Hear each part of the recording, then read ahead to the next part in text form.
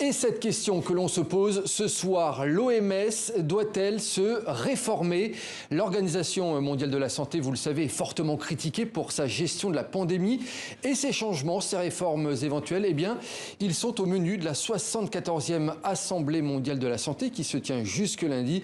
Et pour en parler avec nous, deux invités, Philippe Douste-Blazy sur notre plateau. Philippe Douste-Blazy, médecin, ancien ministre français et ex-secrétaire général adjoint des Nations Unies. Également en notre compagnie, Michel Kastachkine, ancien directeur du Fonds mondial de lutte contre le sida et membre du panel indépendant d'évaluation de la réponse mondiale à la pandémie de Covid-19. Merci à vous également d'être sur l'antenne de TV5 Monde. Je me tourne déjà vers vous, Philippe Douste-Blazy, avec une première question. Selon le directeur de l'OMS, cette assemblée, c'est l'une des plus importantes de l'histoire de l'organisation. L'OMS, à votre avis, est-elle devenue un grand corps malade qui doit trouver un second souffle? En tout cas, il a raison de dire que après cette pandémie du Covid, l'Assemblée générale doit prendre des décisions. Parce que cette épidémie, tout le monde savait qu'un jour ou l'autre, il y en aurait une. Il y a eu le départ du SRAS en 2003. Il y a eu ensuite, au Moyen-Orient, le coronavirus qui avait également commencé. Il y avait des départs de feu. Et malgré cela, le règlement sanitaire international, le fameux RSI, mis en place par tous les pays du monde via l'OMS, eh bien, n'était pas prêt. Et donc, la question est de savoir est-ce que l'OMS, oui ou non, enfin, va être une organisation qui oblige les chefs d'État et de gouvernement à mettre en place, effectivement, des outils pour lutter, par exemple, contre une épidémie. D'ailleurs, vous-même, vous n'avez pas été très tendre avec l'OMS au début de cette pandémie. Non, c'est parce qu'il y a eu un petit, je dirais, retard pour annoncer une urgence internationale qui a été décrétée par le directeur général le 30 janvier, puis ensuite il a fallu attendre le mois de mars pour parler d'urgence. Mais ne revenons pas sur ça, c'est pas le sujet. Le sujet maintenant, c'est de dire, voilà, cette Assemblée générale, les pays du monde entier doivent se doter d'une organisation mondiale de la santé prête à, je dirais, faire face aux urgences. C'est une magnifique organisation pour ce qu'on appelle le normatif, mais pour les urgences, il faut la réformer. Michel Kastachkine, vous êtes d'accord avec ce constat de Philippe Douste-Blazy ? Oui, tout à fait. Notre panel d'évaluation de la réponse au Covid a fait la même analyse. Le système est trop lent, le système est trop bureaucratique, trop complexe, sans parler de la rétention d'informations et de différentes lenteurs qui sont intervenues. J'aimerais seulement dire que quand on parle de l'OMS, on parle à la fois de l'OMS organisation à Genève et dans les pays, et des États membres, car la gouvernance de l'OMS, le conseil d'administration, si vous voulez, de l'OMS, ce sont les États. Or, ces États ne se sont pas distingués non plus. Non seulement ils n'ont pas répondu à l'urgence quand elle a été appelée le 30 janvier, comme Philippe Douste-Blazy vient de le rappeler, mais ils se sont réunis pour la première fois en ce qu'on appelle bureau exécutif, c'est-à-dire le conseil d'administration, en octobre 2020. Pensez-vous, imaginez-vous une entreprise en faillite ou devant une urgence majeure qui met 6 mois avant de réunir son conseil d'administration. Donc beaucoup de choses ne vont pas, tant du côté de l'institution que du côté de la façon dont les États membres la gèrent. Bon, on le voit, la Covid-19 a mis le feu aux poudres, l'OMS qui s'est retrouvée, on peut le dire, au centre des tensions entre la Chine et les États-Unis. Eh bien, je vous propose justement de regarder ce sujet préparé par Oumi Diallo et on en parle juste après. Mauvaise gestion de la pandémie, dissimulation de la propagation du virus. Depuis le début de la crise sanitaire, l'OMS, Organisation mondiale de la santé, est sous le feu des critiques. Cette semaine, l'Union européenne et les États-Unis ont exigé le lancement d'une nouvelle enquête sur les origines du Covid-19. La Chine doit donner un meilleur accès aux laboratoires, coopérer plus étroitement avec les enquêteurs scientifiques, et nous ne pensons pas qu'elle ait respecté cette exigence. Immédiatement, la Chine contre-attaque. La Chine exprime son vif mécontentement et sa ferme opposition aux calomnies flagrantes des États-Unis. Prise en tenaille dans la guerre d'influence que se livrent les deux superpuissances, l'OMS dénonce un climat délétère et appelle au calme.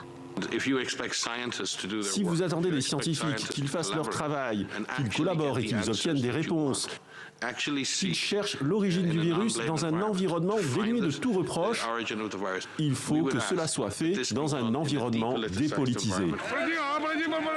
Fin janvier, des experts de l'organisation se sont rendus à Wuhan pour une enquête de 4 semaines sur les origines de la pandémie. Une visite balisée par le régime communiste de Pékin et pourtant qualifiée de transparente par le directeur général de l'OMS. La mission a permis de mieux comprendre les premiers jours de la pandémie et d'identifier des domaines d'analyse et de recherche supplémentaires. Comprendre des hypothèses comme l'origine animale du virus, mais aucune certitude à ce jour. L'année dernière, Donald Trump avait annoncé suspendre le financement américain à l'agence onusienne. L'ex-président accusait l'OMS d'erreur dans la gestion de la crise sanitaire et surtout d'alignement avec la politique de Pékin. Philippe Douste-Blazy, je voyais beaucoup réagir à ce sujet. Est-ce qu'à votre avis, l'OMS est le témoin indirect d'une nouvelle guerre froide ? À l'Organisation mondiale de la santé, il faut beaucoup plus de politique avec un grand P et beaucoup moins de politique géopolitique politicienne. Pourquoi je dis ça ? La politique, pourquoi il en faut ? Parce que la santé publique dans le monde, c'est de la politique. Lorsque vous décidez d'aider les pays pauvres, lorsque vous décidez de partager les transferts de technologie ou les brevets pour que les pauvres soient vaccinés, c'est de la politique. Donc oui, il faut que la communauté internationale fasse de la politique pour que l'OMS soit très forte. C'est une honte d'avoir à peu près 2 à 3 milliards par an uniquement pour l'OMS. Vous comprenez bien que c'est un scandale. Donc oui, les politiques doivent décider d'une santé publique mondiale. À l'inverse, il faut arrêter de politiser l'OMS, c'est-à-dire qu'il faut arrêter d'avoir la Chine, les États-Unis qui vont nommer eux-mêmes, au fond, le directeur général de l'OMS, qui ensuite vont faire des pressions sur le directeur général. Et c'est pas uniquement celui-là, c'est n'importe quel directeur général. Si je vais plus loin, c'est même le système des Nations Unies qui est en cause, où le secrétaire général des Nations Unies n'est pas toujours libre de dire ce qu'il dit, parce que Michel Ksatsky a eu tout à fait raison de le dire, les États membres sont responsable des Nations Unies. Donc oui, il faut mettre un système qui soit beaucoup plus indépendant des pays. Regardez IATA, les compagnies aériennes. IATA, c'est totalement indépendant de tous les pays du monde. Ils sont arrivés. Pourquoi on ne le fait pas pour l'OMS ? Michel Kazatchkine, vous êtes d'accord avec Philippe Douste-Blazy ? Il faudrait accompagner l'OMS d'un collège indépendant d'experts, par exemple ? Alors notre panel a fait 2 propositions pour soutenir effectivement le fait que l'OMS doit être beaucoup plus indépendante. D'abord, que le fait que son budget soit assuré par les États sans qu'il y ait de contributions financières fléchées. Il faut savoir qu'actuellement, les États donnent de l'argent à l'OMS, mais pour telle ou telle mission spécifique. Autrement dit, ils disent à l'OMS ce qu'ils souhaitent qu'elle fasse, sans lui garantir du tout son indépendance. Il y a aussi des donateurs privés, comme de grandes fondations philanthropiques américaines, qui sont des contributeurs majeurs et qui, encore une fois, donnent de l'argent fléché. Donc la première chose, éviter les contributions fléchées et faire qu'au moins 2/3 du budget de l'OMS soit assuré par de l'argent public des États membres. Et deuxième proposition que nous faisons, c'est que le directeur général n'ait qu'un seul mandat. Voilà. Éventuellement qu'il aille de 5 à 7 ans, mais un seul mandat. Parce que ce qu'on voit dès cette année, une année avant la réélection possible du docteur Tedros, c'est qu'un certain nombre de décisions qui sont prises ou d'initiatives peuvent être fortement influencées par le souhait de la réélection. Il n'a pas été à la hauteur, selon vous, le président de l'OMS jusqu'à maintenant ? Écoutez, je crois qu'on a vu dans la personnalité du docteur Tedros quelqu'un qui a eu des messages forts disant que le vaccin doit être accessible à tout le monde, appelant à l'urgence. Donc je crois qu'il a été une personnalité charismatique qui a en quelque sorte personnifié l'urgence. Mais je crois, et pour les raisons que Philippe Douste-Blazy a dites tout à l'heure, une organisation dont le budget n'excède pas celui de l'hôpital universitaire cantonal de Genève ne peut pas, à elle seule, assurer tout ce qu'elle devait faire, de l'alerte, de la surveillance à l'alerte, à la mise en œuvre d'une réponse urgente. Et elle n'a pas non plus la force politique de mobiliser les États. Et c'est pourquoi on a eu des retards considérables.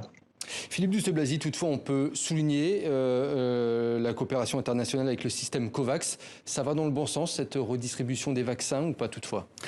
Alors, si on veut avoir une vraie politique pour permettre aux plus pauvres d'être vaccinés, aujourd'hui, c'est une honte.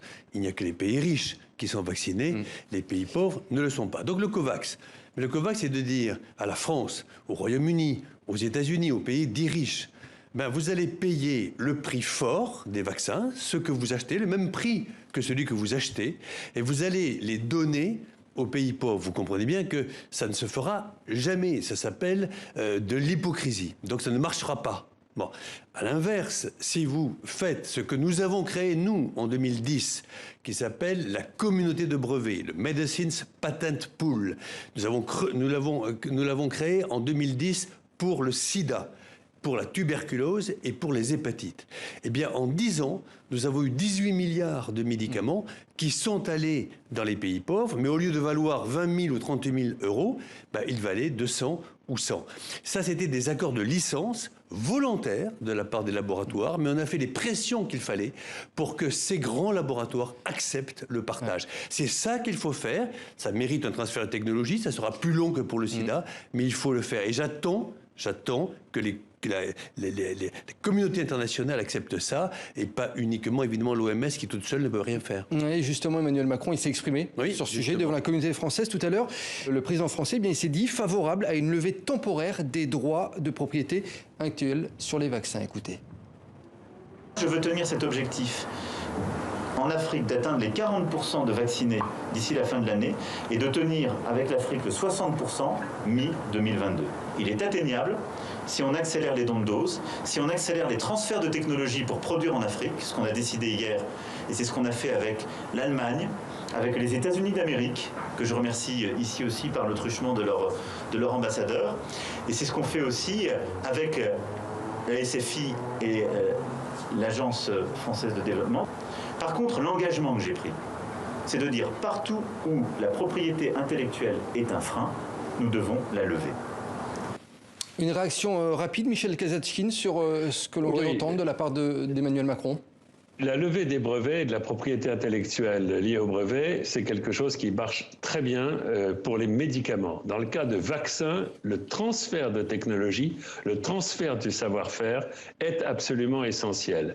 Et donc, ce que l'on attend, c'est pas seulement une mesure de levée des brevets qui est quand même une parole un peu politique ici. Il faut que les grandes firmes transfèrent leur technologie et il faut qu'il y ait des usines pour produire des vaccins partout dans le monde. Donc l'objectif qui vient d'être affiché par le président de la République me paraît assez ambitieux. Nous avions demandé que 1 milliard de doses de vaccins soient partagées d'ici le 1er septembre à la suite du sommet du G20 à Rome. C'est 240 millions de doses qui ont été quelque part promises. Quant à la construction d'usines, elle va prendre 12 à 18 mois.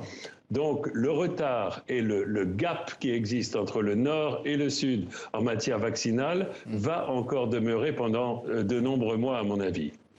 Merci beaucoup Michel Kazatchkine et merci à vous Philippe Douste-Blazy d'avoir été en direct sur TV5 Monde pour cet éclairage donc sur l'OMS et la Covid-19. Merci à tous les deux, messieurs.